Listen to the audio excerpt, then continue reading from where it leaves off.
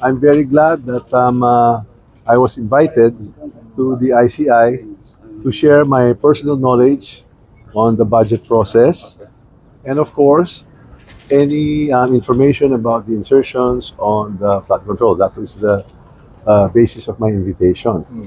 I'm glad to have shared any and all personal knowledge and information to the ICI because I want to help the ICI in this investigation. We want to support the investigation, the fact-finding, to resolve the issues surrounding the concerns of the ICI.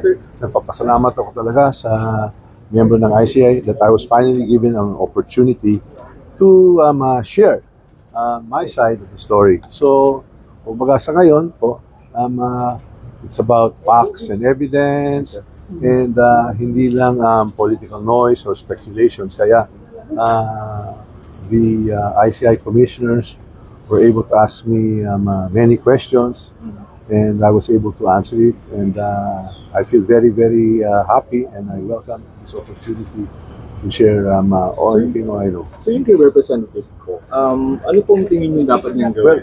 Well, the ICI will have resource persons invited here, and we shall await for the same. Sir, do you think he should come back to the country? Well, any and all resource persons who are invited here, we expect them to return. And Sir, babalik po kayo sa commission?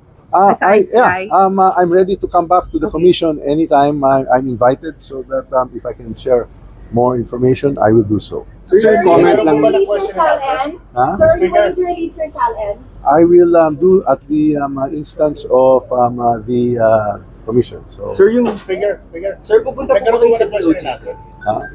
I've not been invited to. Sir, yung pong sinabi ng witness ni Senator Marcoleta, and would you like to comment yung kay Orly? Well, the witnesses that were presented are discredited already for having presented falsified documents in the form of the testimony, and their testimonies have already been denied by the corporator. That he was part of your security? He's not part of my security. Thank you very much. Thank you.